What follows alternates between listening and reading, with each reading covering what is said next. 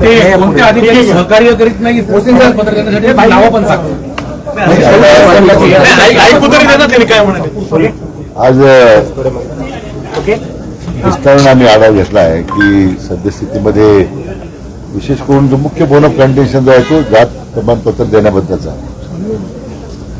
आता त्याच्यामध्ये जी काही कार्यवाही झालेली आहे त्यामध्ये साधारण आतापर्यंत 3 लाखाच्या वर पण व्हॅलिडेट करून आपण प्रमाणपत्र दिलेलं आहे.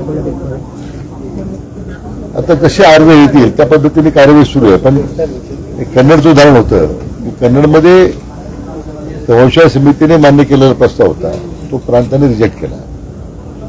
नंतर ही समिती संबंधित लोकांनी जिल्हाधिकारी अपील केलं. जिल्हाधिकाऱ्यांनी त्यांचं अपील मान्य केलं आणि तहसीलदारचा निर्णय कायम केला. आता हे केल्याच्या नंतरही प्रांताकडे ज्यावेळी पुनर्विचाराकरता पाठवलं कार्यवाहीसाठी ऑक्टोबर 2025ला गेलेलं प्रकरण आज मे मध्ये आहोत आपण एंड मेला तो पण आमच्या प्रांताने वेळ मिळाला नाही ते पाहायला. त्याचे गंभीर होते. मग अशामुळे अशा निष्क्रियतेमुळं किंवा नाकारतेपणामुळं जनमानसाचा जो आक्रोश वाटतो आणि मग ते सगळी जबाबदारी शासनाला घ्यावी लागते. आता मी मुख्य विभाग आयुक्तांना त्यांच्या विरुद्ध कारवाईच्या सूचना दिलेल्या आहेत आणि अशा पद्धतीने किमान आता पुढच्या काही दिवसांमध्ये संबंधित जिल्हाधिकाऱ्यांनी प्रत्येक तालुक्यात जाऊन त्यांच्या अंतर्गत काही सॅम्पल केसेस केल्या पाहिजे. सॅम्पल केसेसचा आढावा घेतला पाहिजे की वस्तुस्थिती काय आहे, ग्राउंड रिपोर्ट काय सांगतो किंवा आपल्या देणारा अहवाल काय सांगतो. म्हणजे अशी जी काही विसंगती कुठे आढळत असेल आणि त्याचा विनाकारण मग त्या नागरिकाला त्रास होतो त्याचा परिणाम मग मी म्हटल्याप्रमाणे शासनाला रोष घ्यावा लागतो. तर ह्या सगळ्या ज्या मिसिंग लिंक आहेत त्या मी आता शोधायला सांगितल्या आहेत. मला वाटतं पण मात्र काम अतिशय ज्या जे काम झाले ते तर अतिसमाधानकारकच आहे. अजिबात त्याच्यामध्ये काही मला वाटत नाही की काम अजिबात असं घडलेलं नाही आहे. तरी फेब्रुवारीमध्ये झालेल्या बैठकीमध्ये आपण मी विभाग आयुक्तांना तसं धन्यवाद देईल कारण आपण त्यावेळी मी सातत्याने आढावा घेत होतो. आणि नवीन रेसिपी आपण तयार केलं. आता हा जो रेसिपी आपण तयार केला याच्यामध्ये मला वाटतं की हे सगळ्या मिसिंग दुरुस्त होतं. बरीच प्रकरण आली का अशा तक्रारी काही नाही कन्नड चालत माझ्या आमच्यासमोर. पण बाकी आता आढावा घेतला मी जिल्हा स्तरावरून. तर असे काही माहिती जी येते ती पुन्हा एकदा व्हेरीफाय करायला मी करायला सांगितलेली आहे. असंही बोललं जातं की अर्जच येत नाहीयेत म्हणजे याच्यासाठी प्रमाणपत्रांसाठी लोक अर्जच करत नाही तर मग प्रशासनानं प्रमाणपत्र द्यावी कशी अशी एक चर्चा आहे. नाही आपला मुद्दा बरोबर आहे. ते एक समोर मुद्दा आलेला आहे की प्रमाणपत्र लोक अर्जच करत नाही प्रमाणपत्र कशी देणार. वास्तविक याला मी काही फार असं मी सहमत नाही त्या गोष्टीला.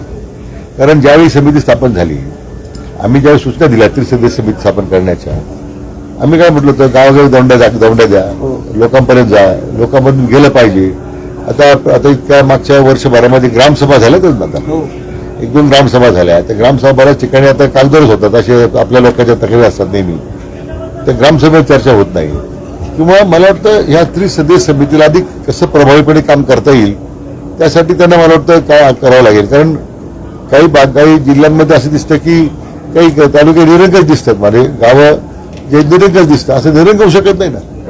तिथं आलेला अर्ज किंवा लोकांनी अर्जच केले असं नाही. ज्या जिल्ह्यांमध्ये अधिक तीव्रता विषयाची होती तेच अर्ज येत नाही असं म्हणणं चुकीचं आहे. पण आता अर्ज किती आहेत किती केलेले आहेत दिलेत किती असं तुमचं काय नाही. आता स्टॅटिस्टिक्स माझ्याप्रमाणे समिती गठीत होण्यापूर्वी साधारण 2.5 लाख दाखले दिलेले होते आणि समिती गठीत झाल्यानंतर मागच्या 5-6 महिन्यात आपण 61,000 दाखले दिले. 61,000 दाखले दिले. आता काही गावांमध्ये जिथे वंशावळीचे किंवा मी म्हटल्याप्रमाणे लोकांमध्ये जो काही